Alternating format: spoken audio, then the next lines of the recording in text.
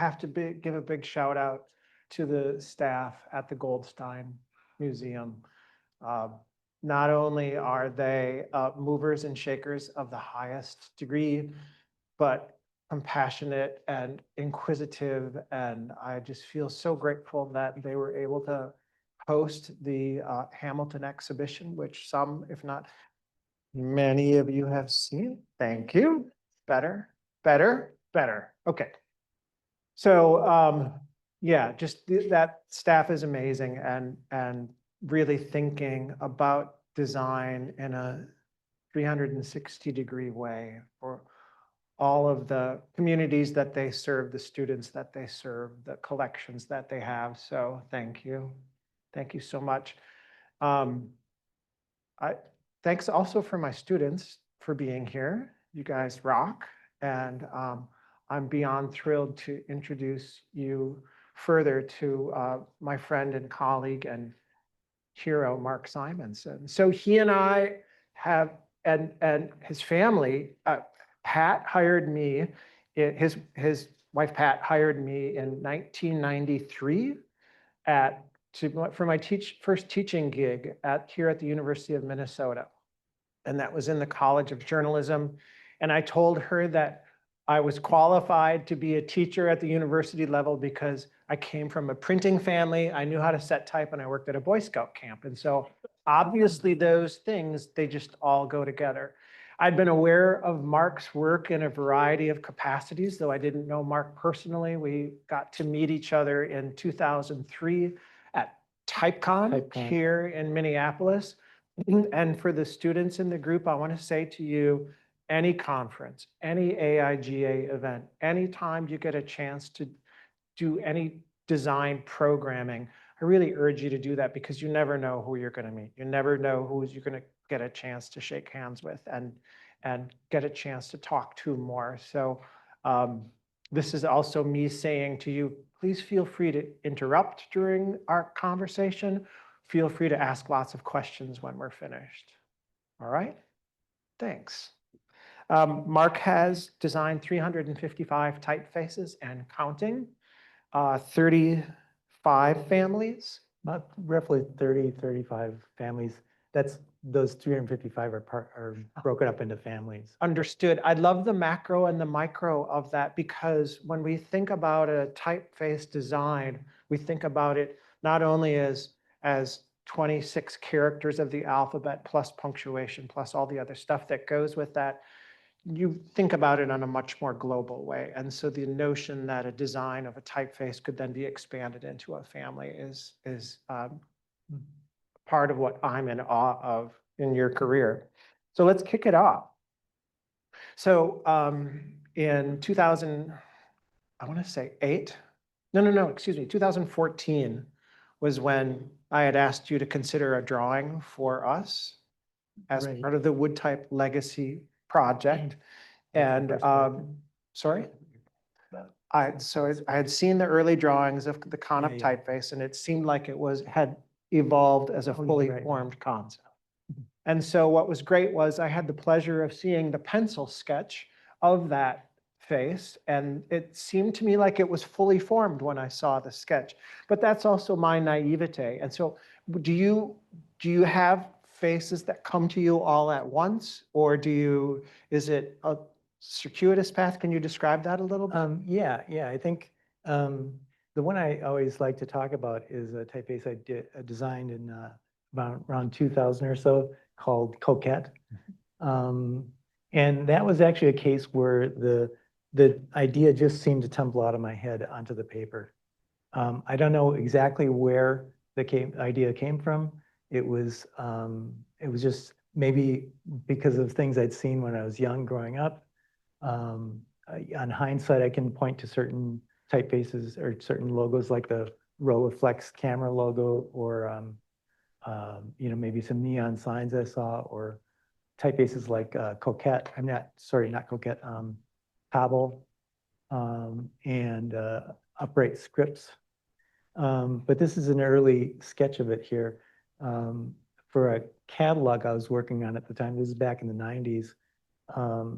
And I just like the idea of this big sort of upside down S, kind of top heavy S with these sort of semi-script sans serif shapes. And I developed this into this logo, which was not used at the time. They used a different one that I also designed. But it kind of planted a seed, and eventually kept sketching this during my boring meetings that I was in at the time. I was sort of working at a company, a Rivertown Trading Company, where it was a company that did a mail order catalog, and I had to be in meetings for stuff, and I would, instead of taking notes, I'd be sketching font ideas. But I developed the kind of the whole character set, and then built it up in a font editor, fontographer back then, by basically kind of tracing over my rough sketches and cleaning up, and ended up with a set. Originally, it was just 3 styles, the ones in the middle, like from light to bold. And then later on, I added the rest of the thin, extra bold and black.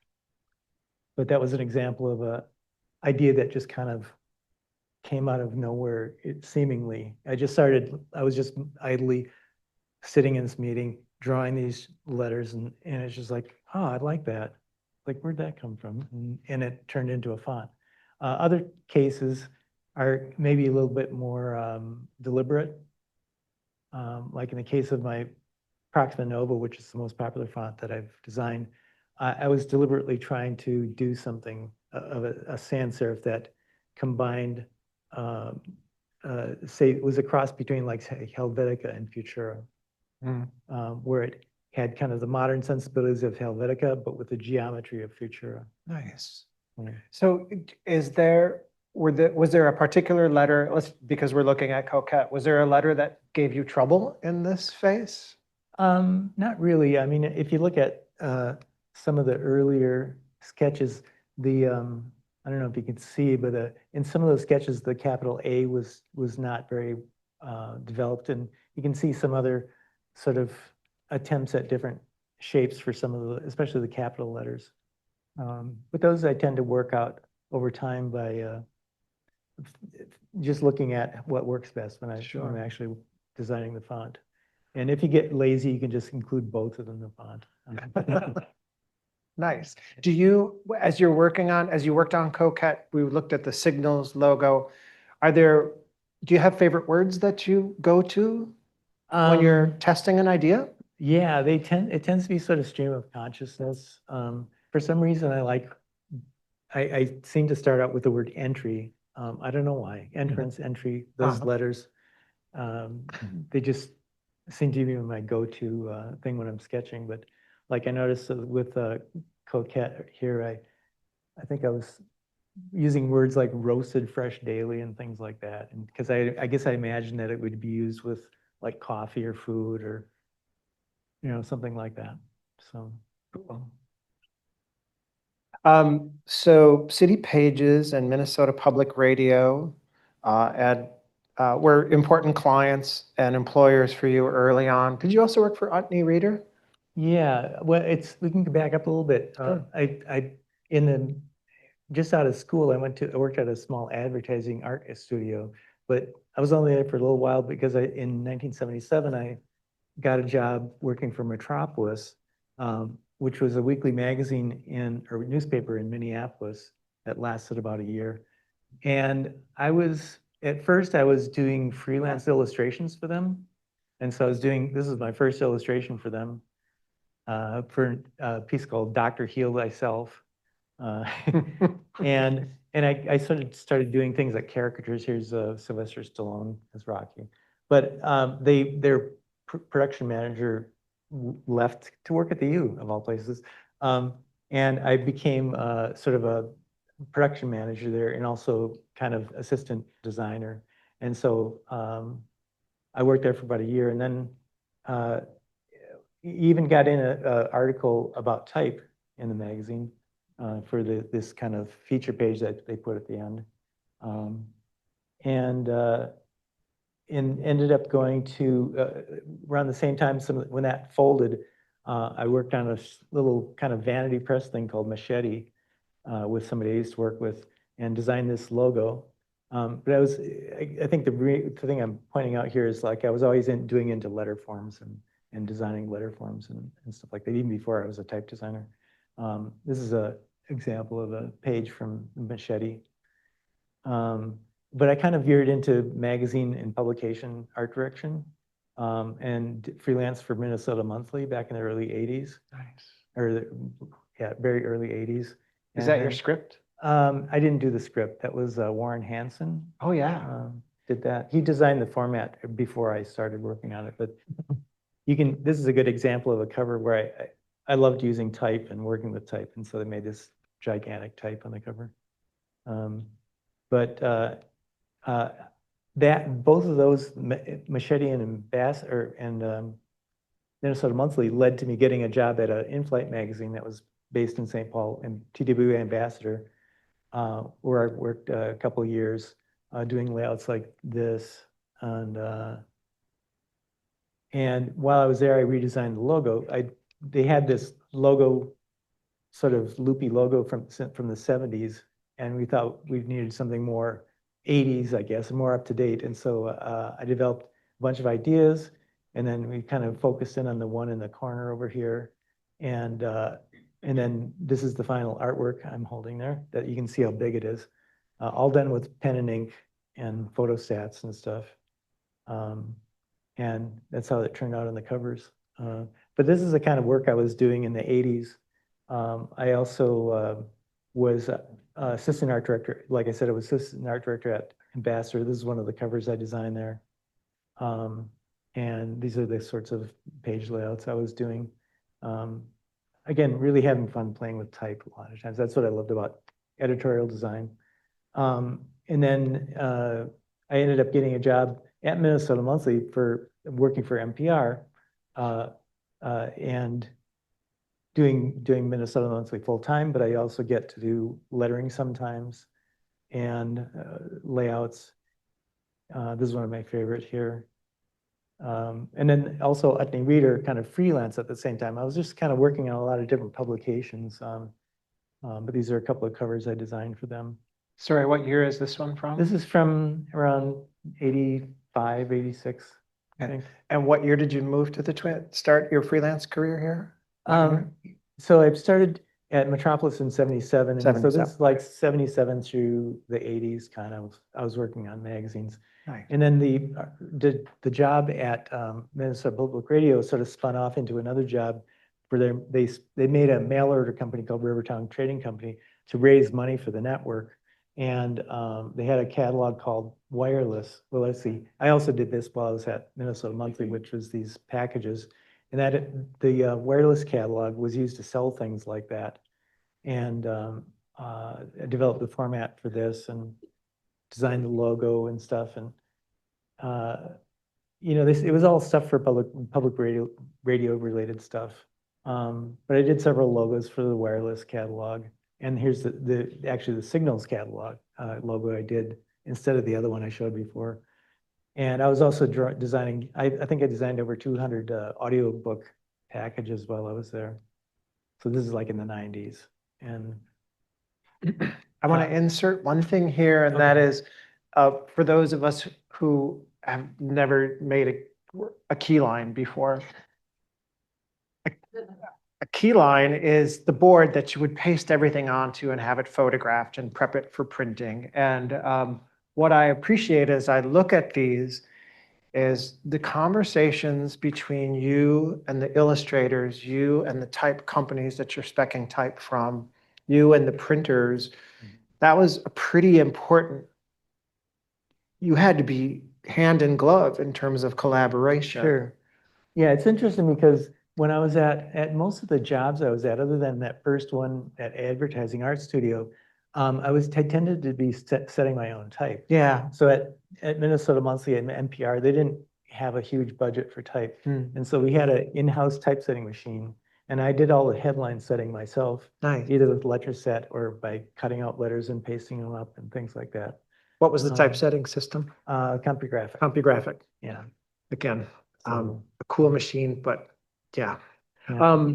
So But let's yeah, see. it was all paced up in the 80s, and then desktop publishing, like the stuff that I did at Rivertown with these packages. This was after we were working on computers and stuff. So these were all done on a Mac. Can we go back to Guy Noir for a minute? Oh, sure. So when I look at this design on the cover, if you don't know who Guy Noir was, it was a bit on Prairie Home Companion, and it was so how in order to get this approved was working for Minnesota Public Radio easy or difficult, and did Keeler have a big hand in approving work? It was usually pretty easy. They pretty much went along with it, whatever I mean, I guess I was in tune with what the vibe they were going after. Sure. So they seemed to be happy with what I did. Cool. I had some strange meetings with Keeler. He's not Many people did. super talkative or anything. And he's very different off stage than he is on stage. A lot of long pauses, Heavy breathing. Got to be careful. I mean, he's still But, alive and talking like he's no longer alive. Anyway, But it was interesting to work with him, yeah. yeah, for sure. But what I am deeply appreciative of here is the shadow type that's going on here, the treatment of the illustration. Can you give these guys just a little bit of an explanation of, tell us a little bit about the process of this design. Is it, what year is this roughly? This is mid-90s. Okay. And so I basically wanted like a Art Deco, like 1940s style cover, like you might see on a detective novel, like a trashy detective novel or something like that. And so I just was kind of tapping into my, sort of visual vocabulary of what that looked like, and did a bunch of different ideas for the lettering, and then came up with this sort of condensed lettering, and then putting it at an angle like that seemed to make sense for the style. And I did the little drawing of the gun. This is all in Illustrator. That was my next question. Illustrator 3 or something like that. But putting in a gradient in the background and putting in the type and stuff like that. It was all, it was kind of early days for like sending stuff like this to a printer, and it was sometimes you had to cross your fingers because you'd get moire patterns and things like that, because it wasn't quite as evolved as it is now, where you just send off a PDF and everything works just fine, That's partly why I bring up the issue of working hand in glove with printers. You would have a printer's rep who you really liked, you would trust, you could call them at a given time. There was no email to be reaching out to these people with, but you learn to trust people, and you learn to trust the illustrators that you work with, and you learn to trust the art directors that you work with. Right. And it's a pretty important collaboration. And I like doing this kind of work back then, because and also the publication work, because I enjoyed being an art director and hiring illustrators and, explaining to them what I was looking for, and then, basically trusting them to do it. I was not a very like nitpicky kind of art director. So the illustrators usually liked me. But you're also a good illustrator. Right, so I kind of already knew what kind of, I felt like I was a lazy illustrator being an art director. Because I was like, I get to come up with the idea, but I don't have to draw it. Was there a point where you go, no, I can't do this illustration, let's go to someone? I mean, was that an easy decision for you? Like, this one I can do, this one someone else should do? I tended to just pick people based on what I knew they could do. Right. So, and just kind of let them go with it and do what they do, One more piece of nostalgia, there were these people called illustrator reps, and they would have a portfolio, and they would go and call your office and say, hey, I'm coming in on Wednesday. I want to show you the work of someone. There was this Lynn Tanaka character who was out there doing this beautiful illustration. And was it Joanne that you had as? Local. Okay. So anyway, that's how you found out about people, which was kind of fun, yeah. because these reps and these illustrators that was how you learned. Yeah. I mean, quite often, because of the budgets I was working directly with the illustrators. Oh, nice. Because if there's a rep involved, they got to be paid too. Right. So they get a commission. So I tended not to work with reps that often, but sometimes I did, and especially when the illustrators I had already been working with got a rep. So I wanted to keep working with them. Cool. but, Sorry, I had to yeah. geek out on the old days Sure. for a minute there. So speaking for myself, it's always fun to see my typefaces in the wild. Do you have sightings that you're especially proud of in terms of? Yeah, I wanted to just mention a couple things about this section here, that when I was doing all this stuff back in the 80s and 90s, I was also doing a lot of lettering and came up with this lettering here, which later on I turned into a typeface. Here's another example of some script that I did back then for a t-shirt. I love doing scripts, so you'll see some of those in my font work. And then also when I was there, this is the kind of notes I was doing in meetings. Not usually Pretty nice note. actually taking notes, but just kind of like brainstorming. And a lot of this stuff ended up turning into fonts later on.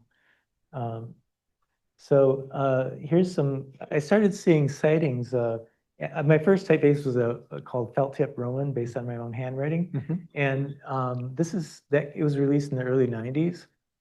And this is one of the first times I saw it in use, was on FX Network when they first used it as their brand typeface.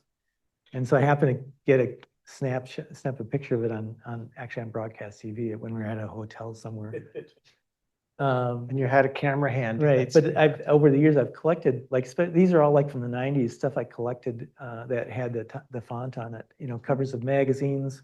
There was actually a US postage stamp, packaging design, stuff like that. But also I remember seeing it on book covers, and it always seemed like it was used for kind of wacky stuff. Like if you wanted something to look wacky or look like bad handwriting. But it was actually used in the Harry Potter books for Hagrid's handwriting, because I guess he couldn't write very well.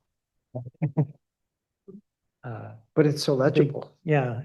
So that was a surprise to see that in there. And then let's see. And then one of the typefaces I released back in the 90s was called Proxima Sans, which is the predecessor to my popular Proxima Nova.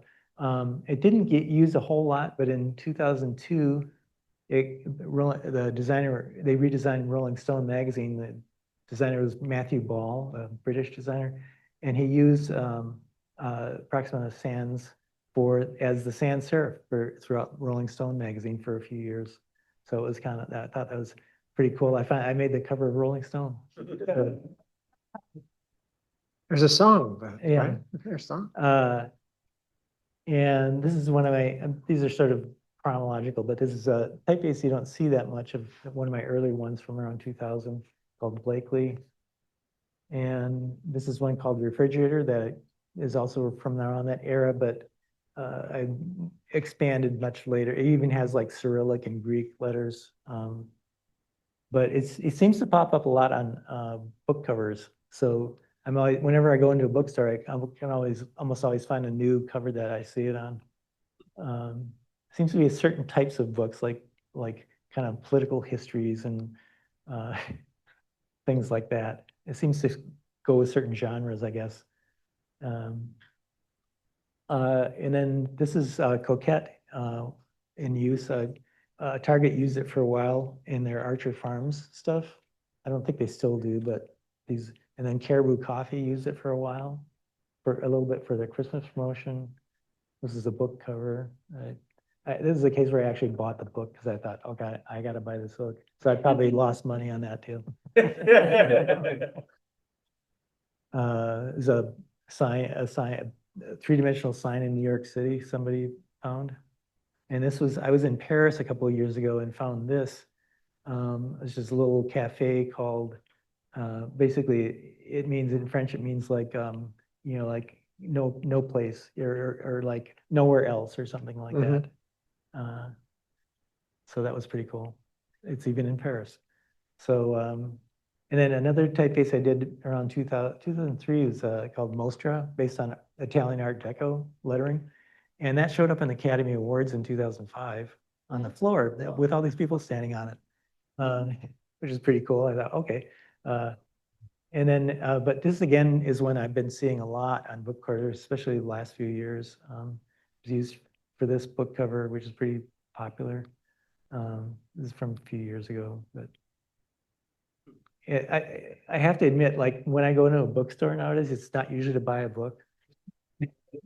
I'm just kind of like scouting, scouring the book covers to see if there's any new ones, and sometimes I'll see them side by side. So this is the same typeface on two different covers.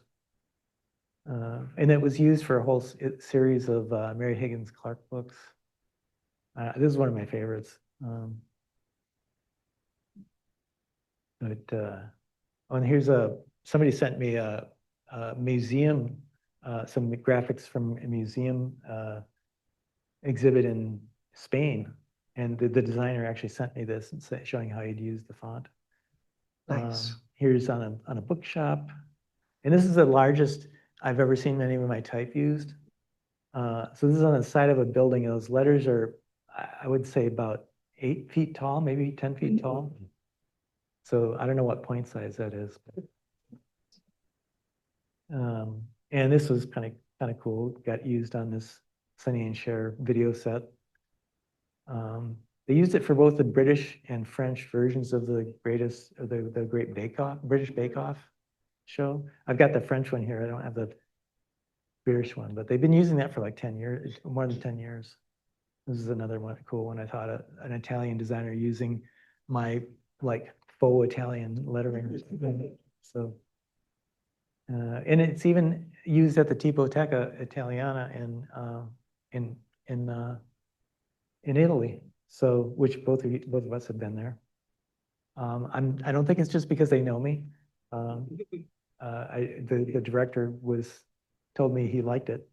So one time I was actually very nervous about it because I'm thinking okay, here's this American guy from the Midwest designing an Italian Art Deco typeface, going to talk to Italians about type. Yeah, right. And he says, no, it's good. It's good. Was this Silvio or? Yeah. Okay, No, yeah. Sandro. Good. So, so that was a relief. And they even used it at the museum. And this is another one I see a lot on book covers, a golden book. Which, some of the really fun ones like Princess Bride gets used on. Almost always caps, and nobody ever uses the lowercase for some reason. But and this is Proxima Nova. Doesn't get used on book covers that often, but I found a few. This one was actually in Copenhagen. I saw it in a bookstore window. Little nice use of the ring over the A there. And actually, I found out that BuzzFeed had it plastered all over their walls. So this is that BuzzFeed. I don't know if this is still there, but that's what they kind of used it as part of their interior design. And this was in Canada, I think. Yeah, in Toronto. No, not Toronto. No, Montreal. Sorry. For what was it, Hudson Bay Company. What I appreciate about your text faces is they still have a really huge expressiveness to them. And that what I really appreciate that you said before is it was universe and futura that you were interested in blending. Helvetica and Futura. Helvetica and Same futura. difference. But I think that when you try to describe can we go back to the one from Copenhagen? Yeah, so Yeah. it's the appreciation and the reductive process of design, which is, I think, makes this so unbelievable. This is Proxima Nova. Yeah. That's an extremely popular typeface, right? Was there a statistic that you quoted me on? Yeah, I think at one point, it may still be true, it was the most popular paid font on the internet. Like you can use fonts on a web page, and all the ones that were more popular were all free Google fonts. So I guess that's something. That is something that's really important. And I think there's also what I'm grateful for is that people recognize it and they say, I want that, right? They're saying, no, this is what I want specifically. And that's what I think is so beautiful about these. Yeah, and this is in St. Paul, used on a sign. I thought this was pretty cool. And they do use the lowercase. It does get used in lowercase often, unlike some random fonts.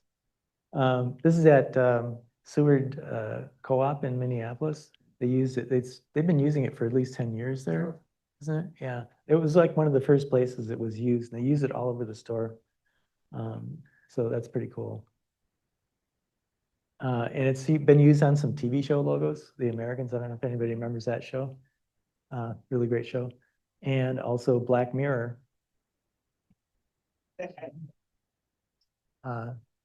And it was also used for, I think, Supergirl, but I don't have a good picture of that one.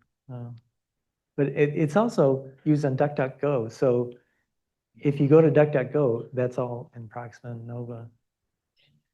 So I hope they paid a high fee for that.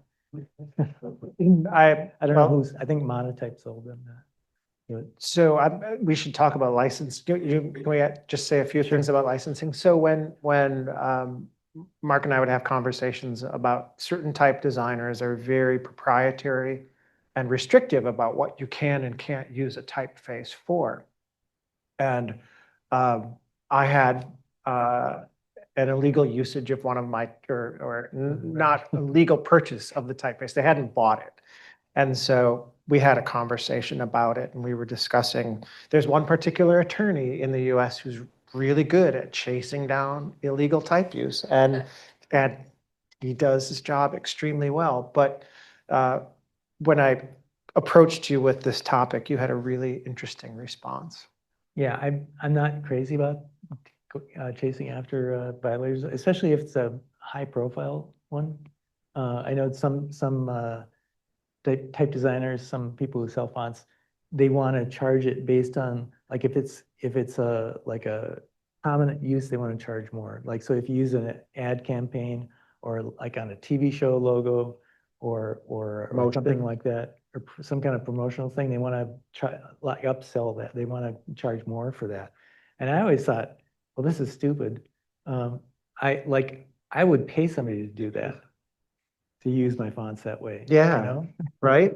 Because then everybody sees Free it. advertising. Yeah, it's free advertising. Well, Right. it's not free advertising, No. but yeah, you get the idea. Yeah. No. So I've been always kind of like, I don't really care for that idea. I think it basically discourages high profile users from using your fonts. True. So Cool.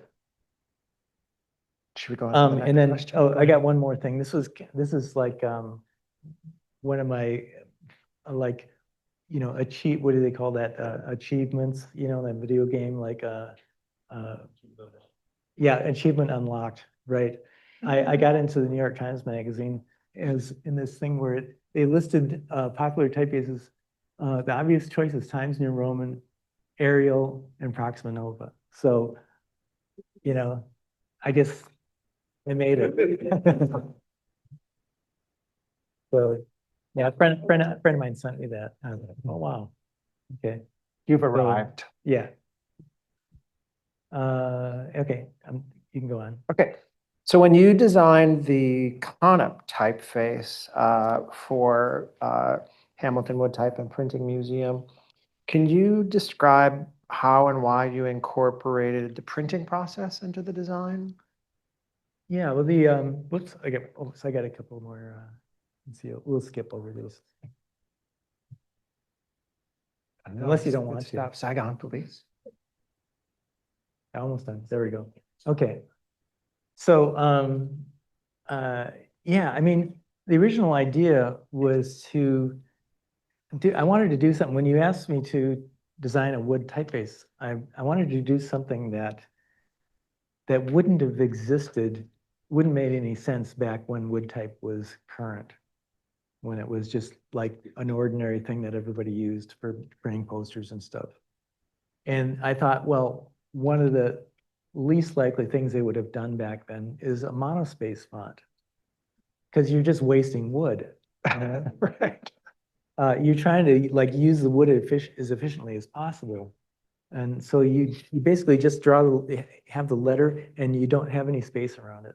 And so I thought, but when I thought about a monospaced font, like might be interesting. And I thought, well, what if it was not just all the same widths, but also the same height? So each letter was fit in a square.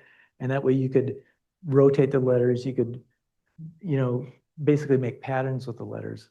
So that's where this idea came from. And so I was really thinking in terms of how modern printers use wood type and not just make another like wood type that could have been done 100 years ago or whatever, which those are cool. Yeah.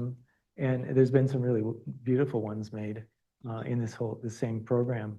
But I wanted to do something that was like, that wouldn't have made sense 100 Right. years ago. So yeah, so that's kind of where the idea came from. And the other idea I had was to have 3 different sizes that could be used together. So they're kind of multiples of each other.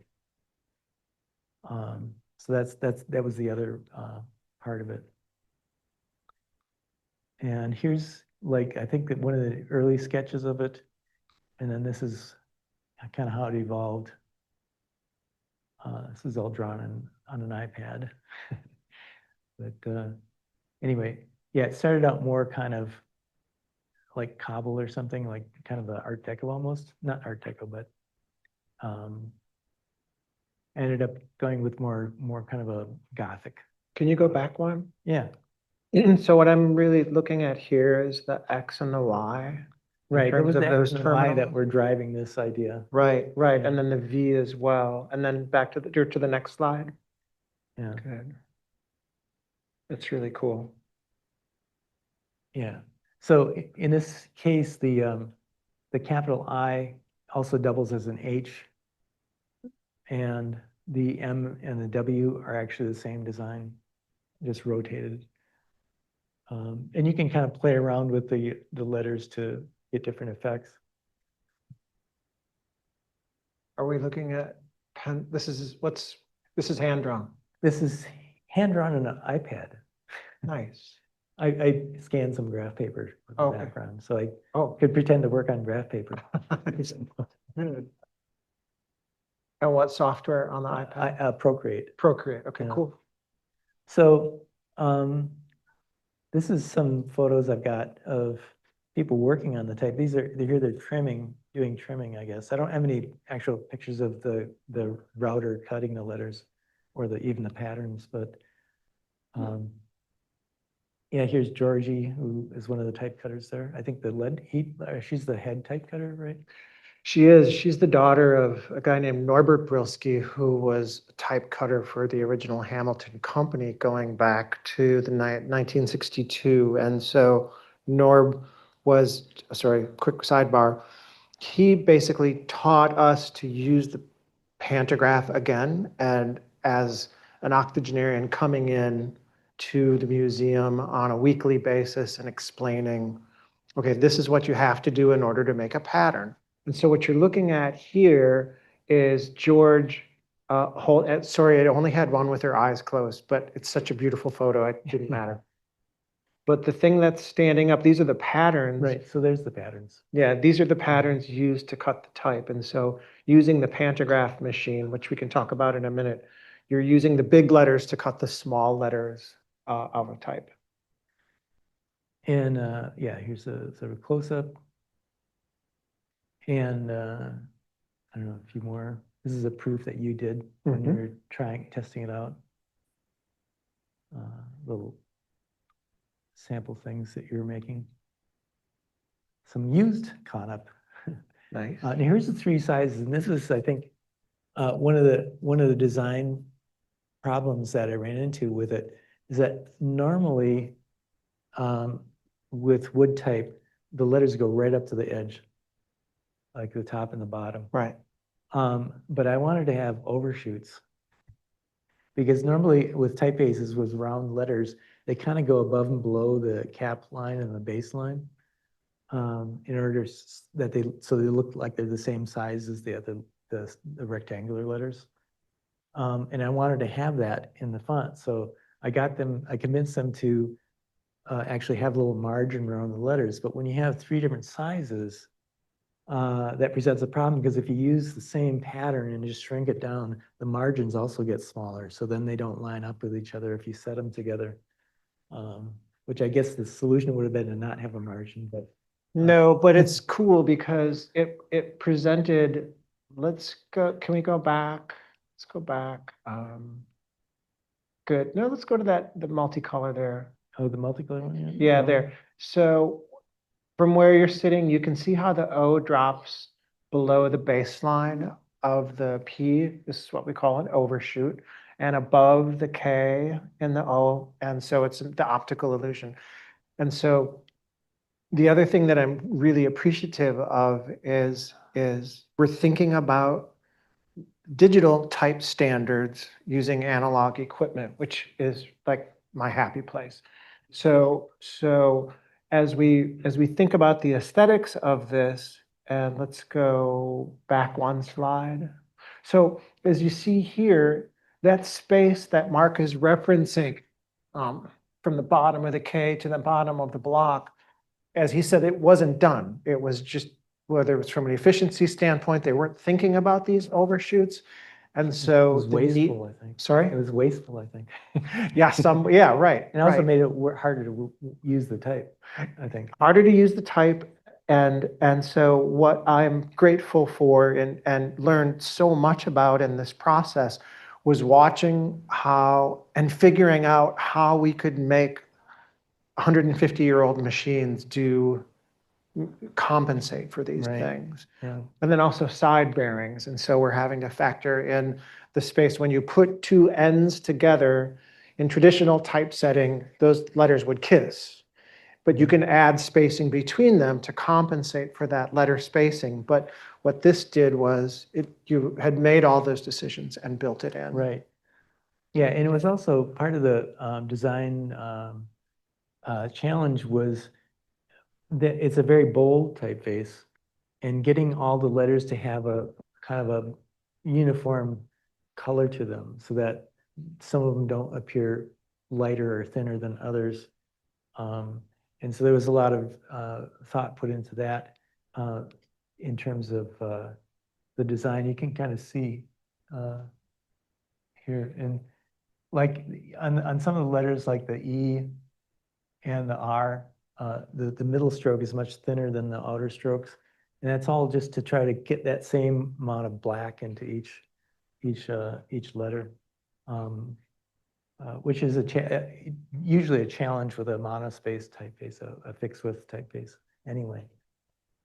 But these are some examples of, here's like the user guide I made. And then another thing I did here was normally with a round letter like the O, the top and the bottom are a little bit thinner than the sides. Mm-hmm. But because I wanted people to be able to rotate these, I didn't do that.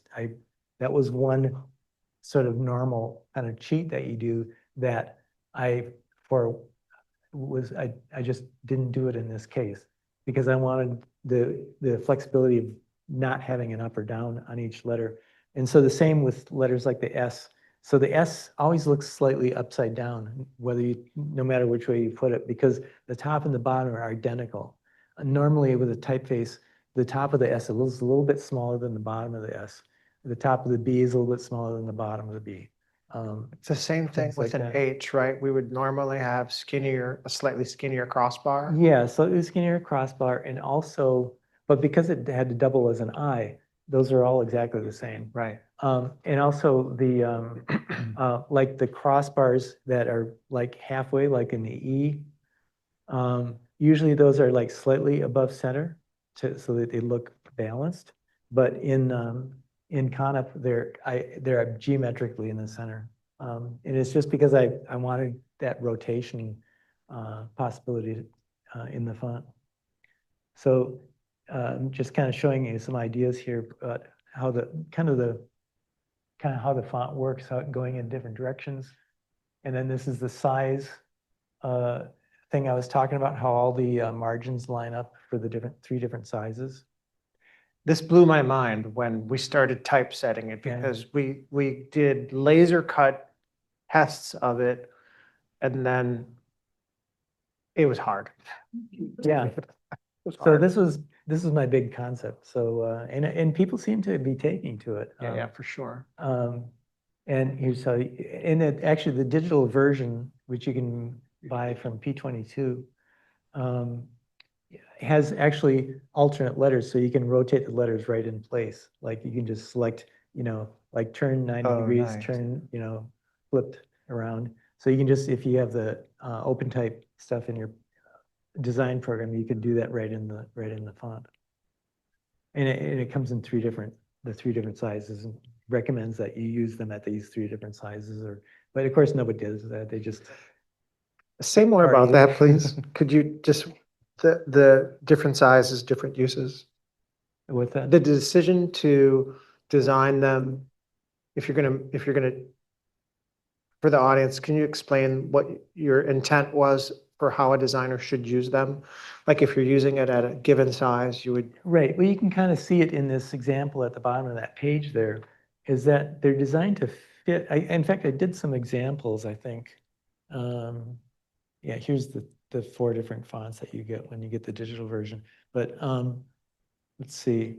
Yeah, here's an example of something I did for my website. So you notice that, like, well, here, let's see. Maybe I don't have one of those.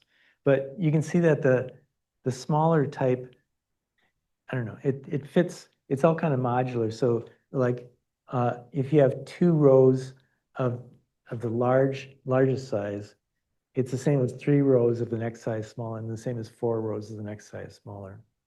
So they're kind of like, it's like 12 line, 8 line, and 6 line type.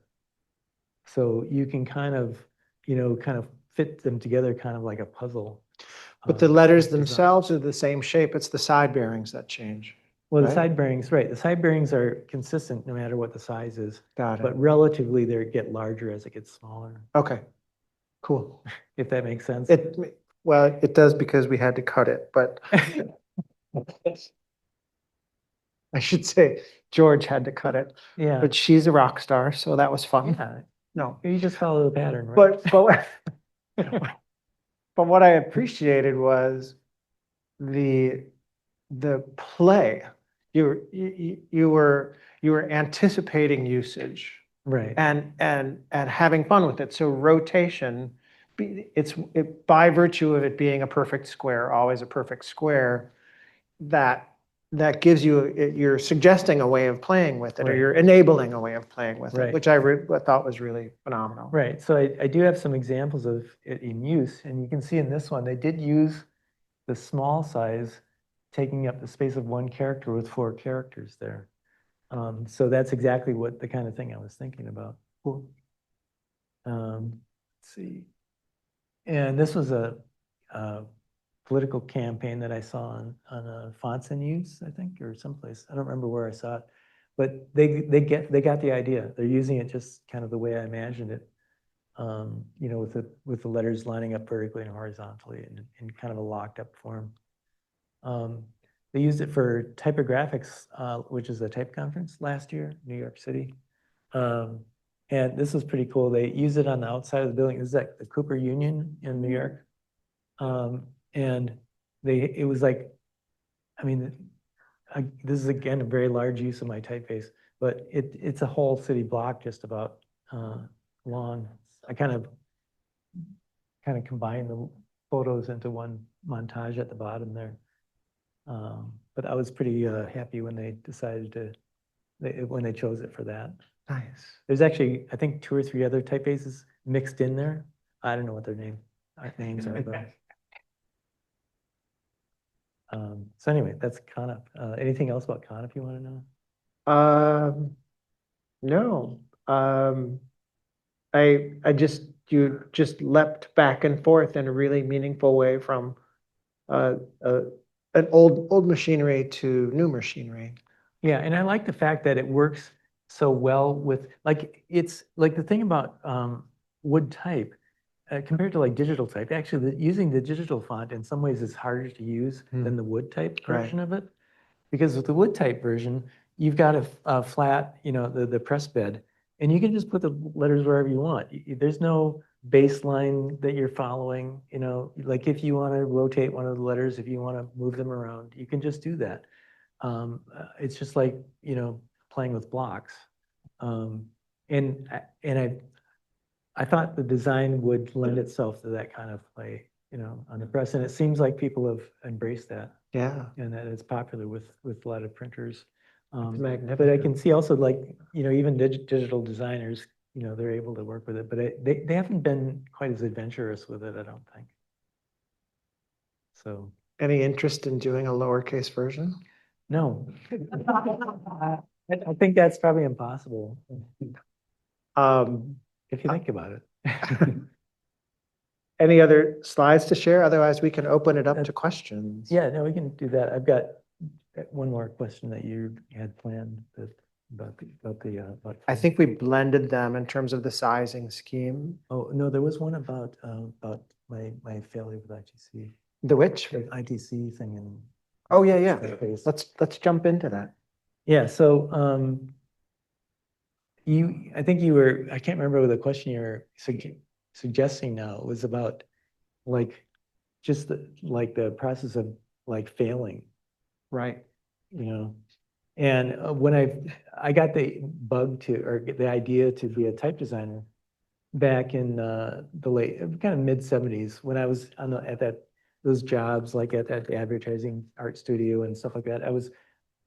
When I was in college actually in 1976, 75 or 76, I saw my first copy of Upper and Lowercase magazine, which was a magazine that International Typeface Corporation, ITC, published. And I found it in the graphics lab.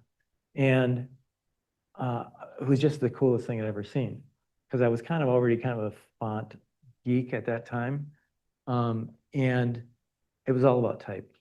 And one of the things I spotted was they had a call for submissions for typeface ideas. And this is right around the time that I was doing a lettering project back when that was a class that you could take in graphics, to design a typeface. And I really enjoyed it. And so it was a kind of like this coincidence of things. And I got into my head, I'm going to submit a typeface to them someday.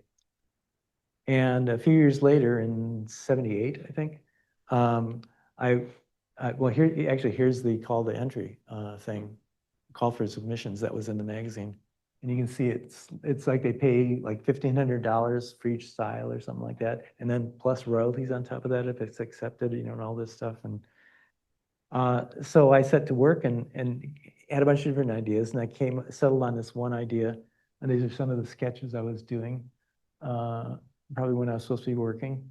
And then I kind of did more like tight sketches. They told you how big to draw the letters, like 4 inches tall and stuff like that.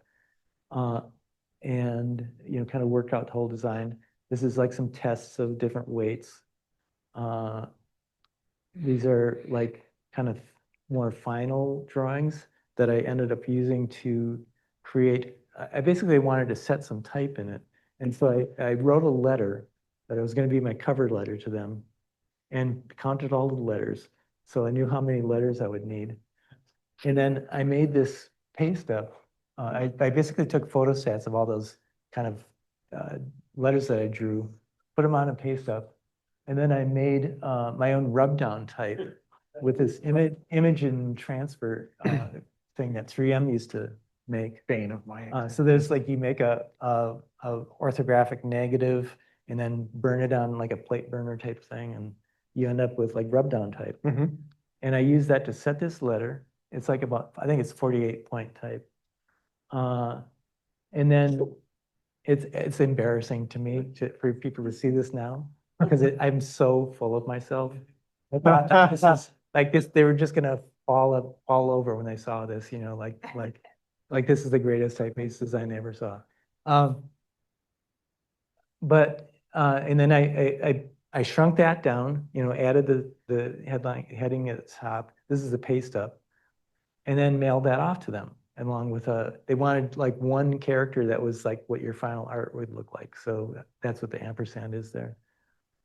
And I was very excited. But when I made the letter, I realized that it really had a lot of spacing problems. Things like, yeah, well, they'll help me get through it, It's like That's their job. You can see how great this is already. You just have a few problems that need to be fixed, right? So, but that's kind of how you are. At least that's how I was at that age. I Yeah. just thought, I know how to do this. I know how to, I've seen type, I've read books about type design, I know, I know like 99% of it, that. Right. What year is that- this? This is like 1978. 78. So I was like 21, Wow. 22 years old. And I was like, there can't be that much left to learn, but you realize that 1% that it's left like takes the rest of your life. Yeah. Because you you don't know what you don't know. Mhm. And so you vastly underestimate how much you have to learn yet. And long story short, they rejected it. But I got it, like, the board met like a couple times a year, and so it took like 6 months for me to get the letter back. This was before the internet. When you just like that's actually the package that they sent my envelope back. But which was kind of cool. I got to keep that, Yeah. as a kind of reminder of what not to do. But yeah, that's recently I kind of digitized. I put it in my font editor and actually digitized all the letters Oh, that would be in the nice. font, just to see how it would work digitally, which was kind of an interesting exercise. And this font actually didn't die with that rejection. Mhm. One of my first typefaces in the 90s that I released was called Kundal. It's basically a revised version of this. You can kind of see the process here. The top two are early versions that I didn't submit. And then the middle one is the one I submitted to ITC. And then in the 90s, I created the fourth one there, which was never super popular. But it was like one of my first real typeface designs when I started selling type. And then the one below that, the last one, is a kind of a rethinking of it with 30 years of experience making fonts, which I named that one Viroqua after the city in Wisconsin. Why hamburger fonts? What's that? Why this word? I don't know. That's the font. That's the word that type designers use. I think it comes from German type design practices. And it Contains just- ascenders, it- descenders. Yeah, it has Right. has like a sampling of all the kind of usual like common letter forms in a typeface. And it's kind of weird that there's no angled characters in it, because you'd think you'd want to include those. But I think another word that people use sometimes is hand gloves. Oh, okay. I think that was something that was popular at Font Shop, for like kind of showing the distinctive features of a particular font when you're comparing fonts. Like Hand gloves. those are the letters that change the most between fonts, I think. Cool. But yeah. So that was that. Is it easy coming up for names for your typefaces? Usually, I sort of enjoy that part. Sometimes I don't get the name I want. Oh, right. And It's been sometimes, taken or something. yeah, it's been taken. And sometimes I can't believe I got the name I got. Right. Like I have one called Acme Gothic. What are the odds that there's no Acme Gothic already? Quite good, it turns out. And then sometimes it just ends up being kind of I get lucky because, so my first sans serif was Proxima Sans. And the idea with that was that it's an approximation of several sans serif typefaces. So it's like Helvetica, News Gothic, and Futura, kind of a hybrid of those three, as if they got together and, you put them in a test tube and this is what comes out. Or something. And so, okay, Proxima Sans. So it's like, okay, all right. So it's like, and it turns out that, then later on when I did a new revised version of it, much more expanded, that only had three weights with italic, Roman and italics, didn't really sell very well. And so, but I wanted to go back to it. And so I redesigned it as Proxima Nova in 2005, with like, 7 or 8 weights and 3 different widths and small caps and all these different features and stuff. And I gave it the name Proxima Nova because it was the new version. Right. I picked the name Nova because I remember there was a version of Sentry called Sentry Nova back in the 60s. Now it's a lot like that. Sure. designation. Well, it turns out that it means something in Portuguese. So proxima means like next. So it basically means next to new, That's to know. which is appropriate because it wasn't new. Nice. So, You're a visionary. so anyway, Cool. and at other times, like I Coquette originally wanted to name after our daughter Ruby. I was going to call it Ruby Script, Hmm. and that would have been okay, I guess. But there was a programming language, Ruby, Ah, and people called it Ruby Script, so that I can't use that. No one will ever be able to find it on Google, right. And so I thought I've tried to find other names, and I was thinking, oh, it's kind of a French script. So I came up with found the word coquette, and I think it's a much better name. Hmm. It And Ruby turns isn't out. upset that you didn't try to name No, it out? no, No. it's okay. Just think of the royalties on that. Yeah. But anyway, yeah. No. So Cool. Well, anybody have questions for Mark that, if Aiden will. What are you working on now? And are you doing like commissioned work, or do you still working through these, I imagine just books and books and books of sketches? yeah, I'm still working through my old sketches. I'm still I actually sold my company in 2021. And I'm also now working for them. So I kind of cashed out, I guess you'd say. But I'm still they're still paying me royalties and stuff like that. And they do all the hard work, and I just get the fun part of coming up with new typeface. Yeah. Well, anyway, I'm releasing everything through them as the type founders.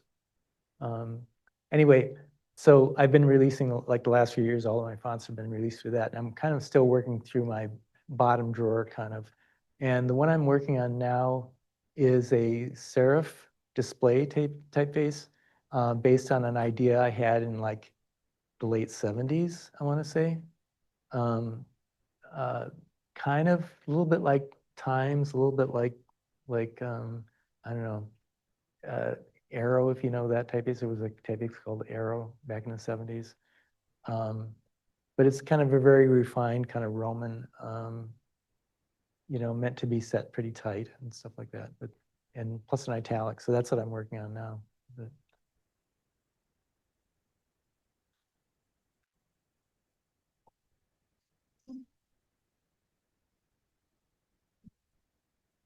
How did your career prior to full-time type design inform your type design practice? What takeaways do you have from that time? Well, I think the fact that I wasn't always just a type designer was an advantage, because I spent 20 years working as a graphic designer and art director, so I had a really good sense of what works and what doesn't, and what kinds of things would be appealing to designers. Although I'm almost 70 now, so I'm not sure if my taste culture is the same as modern designers, but things keep coming around, So like the stuff I did from the 70s are the stuff that the younger designers want me to work on, who I've shown it to. So, because styles are kind of cyclical, but I think my years of working with type as a graphic designer really helped a lot. And that's how I learned spacing, was like setting my own type. And like I learned what kinds of things I do and don't like about typefaces. And basically, whenever I make a font, I try to think of something I would want to use myself as a designer, especially something that maybe doesn't exist yet. I'm always looking for things like that, things that don't exist yet. Not following trends. I don't like to follow trends. If everybody's doing neo-Gothic, sans serifs, I'm not going to do that. I'm going to just do what I want to do, I think it was interesting to see the way the Benyat typeface came back with Stranger Things, right? And yeah. so it was interesting because it's referencing the time in which the television series takes place. It was a very popular typeface at that time, but then it it gets this revival. Right, right. Of sorts. Yeah. Is there so- another question over here? Yeah. Imagine your time here. If you start something and just stick with it, you're gonna win this, and how long that takes, or if you get really frustrated with it and you throw it back in the drawer and don't look at it for 2 years, or are you working with one and then switching to another? I'm just trying to. Yeah, I guess, I mean, I've always had way more ideas than I have time to actually do. So I've got like, you know, like a pile of folders this wide, you know, of stuff from 40 years of ideas, 45 years. But once I sort of learned at one point that, you know, it takes a very long time to make a font. You know, it can be as little as a few, you know, like maybe even a few weeks or months if it's just a single style, and it's fairly, you know, straightforward. But to do a whole family usually, you know, takes many months, like maybe several years in some cases. I think Proxima Nova took me about 2 years to do. But one of the things I learned was that you really, once you commit to doing a design, you have to be pretty sure you want to finish it because it's such a long gestation period. But I think I've kind of got a sense of what's worth working on. I once did back in the early 2000s, I don't know if some of you remember, Flash was very popular on the internet, and there was all these sites built in Flash. And they had these fonts, these special fonts that were made for them that were called pixel fonts. They looked like bitmap fonts, like on old computers, but they're modern fonts, and they imitated that look. And some people who came up with this stuff were making a ton of money making these fonts. That's what I heard anyway. And so I thought, oh shit, I've got some old fonts like that. I could just digitize, I could just turn them into outline fonts and sell them. Well, it was easier said than done. And by the time I got done, I spent 2 years screwing around with this. And by the time I got them out, the trend had passed. And so you can't follow trends is what I learned from that. And so basically I decided that if I really like a design, then there's probably other people that are going to like it. And that's mostly how I pick the designs I work on. We got time for one more. I love how you save all these sketches and things.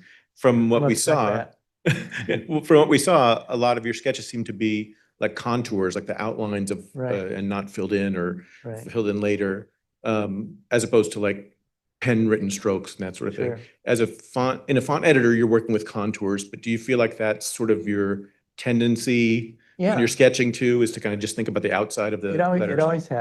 has been. I did, you know, study some calligraphy and lettering. I've done sign painting and stuff like that. But I'm just used to drawing the shapes, you know, and not like writing them, as they say, you know, and I just know how it's going to work, you know, by looking at them. I'm just so used to that way of working, that, you know, even like working in a font editor became pretty natural because I was already used to thinking about the letter forms that way. And the difference is like that I realized after doing this for a while is that when you're working in a font editor, you're not actually drawing at all. You're actually like more like sculpting.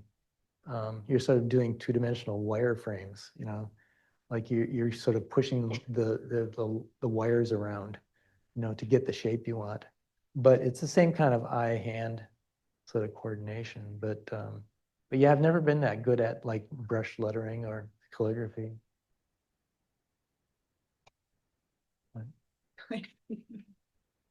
Well, thanks everybody for coming. I would like to encourage you to head up to the gallery, which is on the second floor. This is one of those European buildings. If you've never been here before, there's a ground floor, then there's a first floor, then there's a second floor. So brace yourself. But anyway, the Hamilton exhibition's open until 7 o'clock tonight. Thanks again to the Goldstein staff, and thank you all so much for coming out. I appreciate it.